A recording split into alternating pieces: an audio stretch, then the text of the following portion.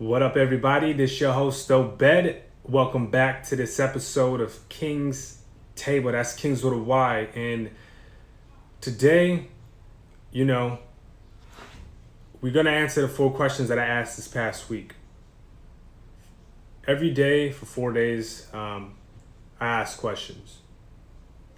And it's pertaining to, kind of about men's issues, men's solutions.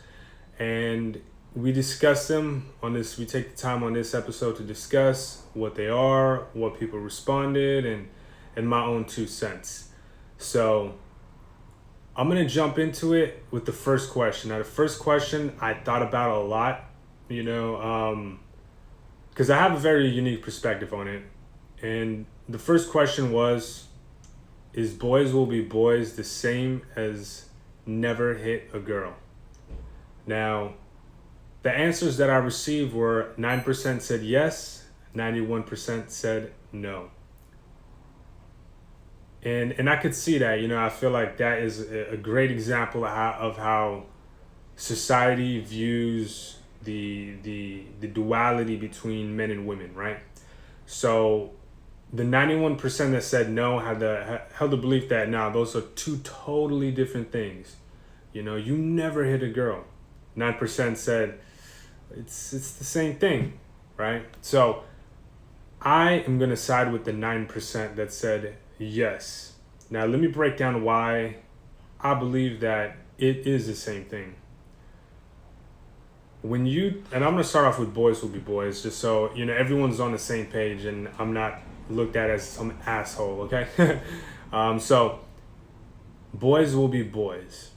When you say that and communicate that to young girls and women, right? What's actually being said is that men can do what they want, say what they want, and act how they want with zero repercussion and no accountability. And I think that's horrible. Like, I agree, it is a horrible thing for women and young girls to hear it. And it puts a bad taste of guys and men in their mouth, and it gives them a bad idea of who they are, and it kind of builds a little bit of a resentment. And over time, it grows, and these are just small wounds that keep getting cut, and it's not a good way to communicate, or to, not even say communicate, to hold men accountable, right? It's a slap on the wrist, right? And with that being said, when you tell young boys and men you never hit a girl, what that also does is it creates a space for women to behave how they want, say what they want, and act how they want with zero repercussion and no accountability. It's the same thing, right?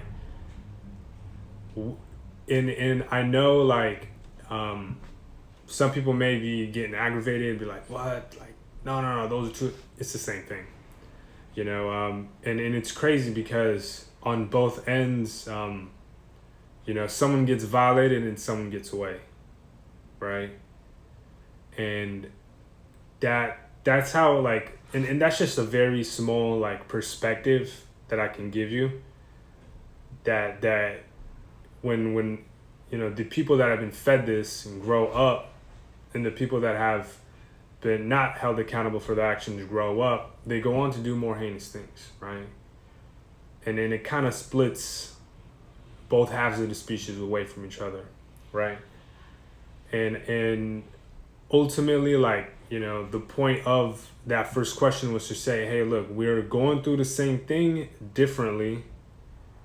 Let's work together. Let's hold each other accountable, right? Men, we would never hit a woman.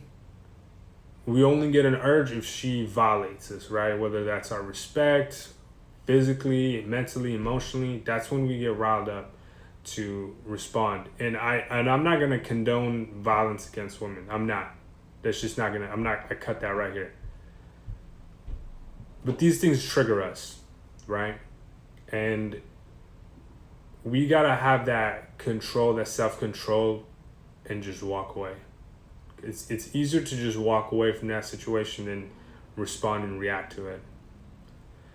And for women, it's like what I would like to say is like the the women that have been in situations of, being abused or have had domestic violence against them, that same feeling of, I guess, being violated and having someone just walk away.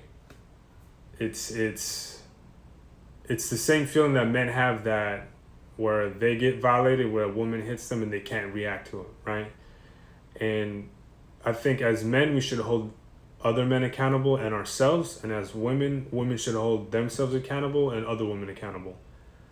We all on this planet, we all trying to be happy and spread love, right? So I'm gonna jump to question number 2, which is, do men have body image issues? Now, for this question, 89% of the people said yes, 11% said no. I'm going to have to side with the 89% people that said yes. And I say this because, me personally, I have body image issues.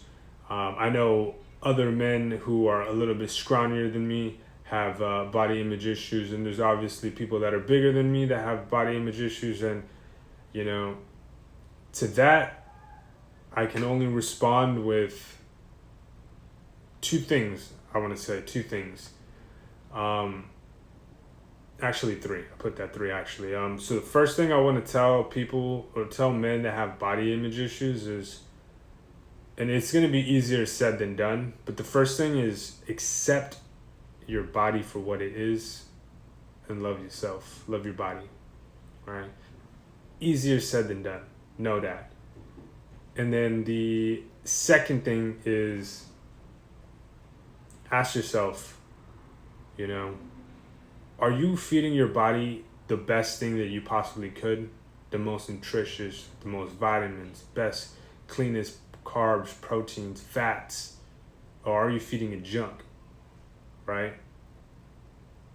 And then the third question is, are you in the best place physically for the body that you have? And if not, then what are you doing about it? Right? When we are in physically fit, mentally fit, and spiritually fit, these things work synergistically. They do. And a lot of our outside world is a direct reflection of what's inside of our mind, right? The habits that we have, the way we do things, how we show up in life, is a lot of how we operate in our heads. And we have to ask ourselves, are we in the best place that we possibly can be physically? Are we and this is for our own body, right? You know your body better than I do. Are you physically at your peak performance, at your peak, your prime, place? If you're not, then you gotta change your shit up. Because as men, we gotta be strong. We have to protect the people around us. When we're physically fit and capable, we inspire others to do the same. What's up, Aman? Aman joined. I'm gonna shoot him a little wave back. High five. And then the third question I have, I'm gonna jump to that, is, have you lost or know anyone that lost someone to suicide? This one hits kind of home. I've had a few people in my life commit suicide.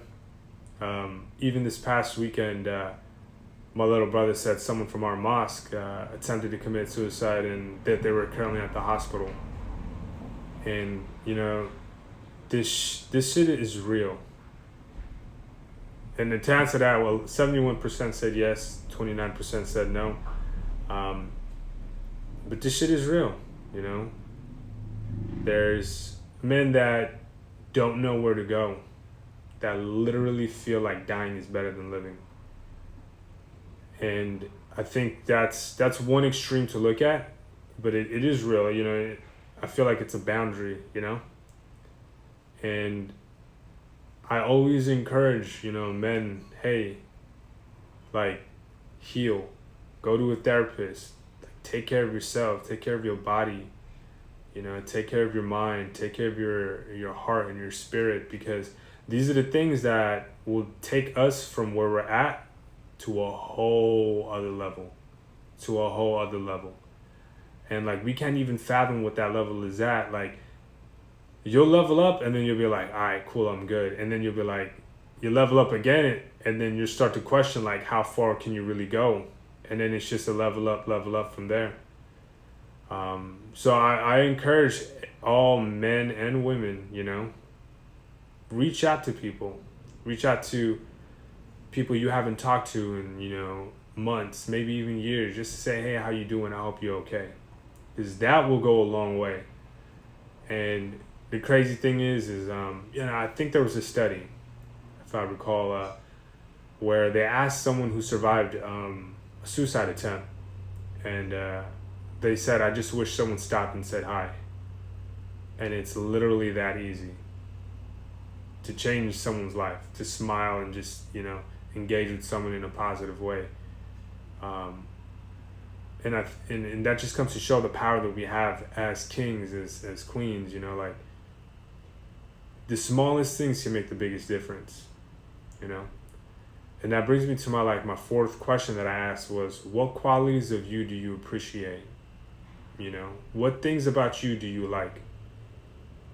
We go through life a lot and we don't really have, a reflection of, hey, I'm actually doing a good job.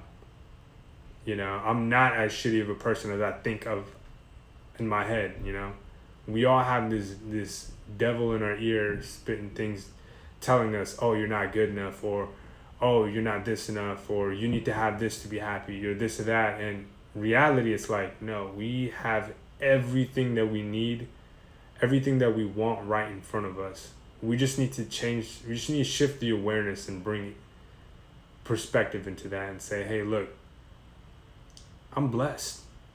You're blessed with everything that you have and everything that you are, and it's not even, it doesn't have to be like accomplishments. It could be characteristics, right? Some of the responses I got was resilience, right? Resilience to life. And I think that's very important. Being able to bounce back from bad situations. Another response I had from my cousin Aman was, he doesn't take life seriously. And that allows him to be more authentic with himself and to be more authentic with the people around him. And that's important too. Because authenticity speaks in ways you can't even understand, right? Authenticity is one of those characteristics, those virtues, one of those morals that would change your life and in the lives of the people around you. I'm all for that. Now, those are the 4 questions. I'm gonna go ahead and just go off the cuff now, kind of dig into a little bit more about the boys will be boys being the same as never hit a girl. And again, 9% said yes and 91% said no. When you say boys will be boys, again, it creates a space for boys and men to behave how they want, act how they want, and say what they want with zero repercussion and no accountability. And that goes the same for women when you tell boys never hit a girl, because it creates a space for women to do what they want, say what they want, and act how they want with zero repercussion and no accountability. Ultimately, it all boils down to accountability. I can't control the people around me. I can only control myself and how I respond. I know for men, when we hear never hit a girl, it can get a little extreme for us, where we're getting violated, we're getting beat, and we can't even defend ourselves without getting arrested for it. I talked with my friend Richard on a previous episode of a podcast. We were talking about his divorce, and he was speaking about how he went to an anger management class, and of the 50 people that were shuffling in and out, only 3 really deserved to be there because they were actually beating on their wives. And he said 47% of the 50 people, they were just there because their wife or their ex-wife said something with no basis behind it. And you know, it is kind of dangerous that the world that we live in, you know, the story that my friend Richard shared was that he had someone in the anger management class who was getting beat by his, I think, girlfriend at the time or his wife, and he was blocking her hits, and the cops came and arrested him. And you know, it's very dangerous to be a position to be in, but I still hold you accountable for that. And I say this because I want us as kings to be as authentic and as real with ourselves, because real will always recognize real. If you're authentic with yourself, you can see other people that are authentic and those who aren't. You can see the people who haven't healed from the traumas and those who have. And you can kind of learn to stay away from certain people that aren't good for you, right? And this is the best way. And I'm not saying all this is scare you and to tell you, hey, look, the world is a horrible place to live. No. You get to choose the people that you want in your life. And when you're authentic and real with yourself, you get to choose the best of the best people in your life. You get to choose the best of the best friends, the best of the best women, queens in your life, you know? You can have the best clothes, the best house. When you're around the best, you become the best. You know, there's that saying, if you're around 10 dummies, you become the 10th one. If you're around 9 dummies, you become the 10th one. And if you're around 9 successful people, you become the 10th one. You are who you hang out with, you know? And it all starts with you being real with yourself. Now, Kings, this episode is not as long as I would like. You know, I try to go for 30 minutes, but I feel like I answered all the questions, and I'm definitely going to, you know, ask more. And I'm going to try doing this at least once a day. You know, just ask one question a day and then, you know, respond to it at 7 o'clock every night, and see where it goes from there. So with that being said, Kings, fix your crown. The world needs you.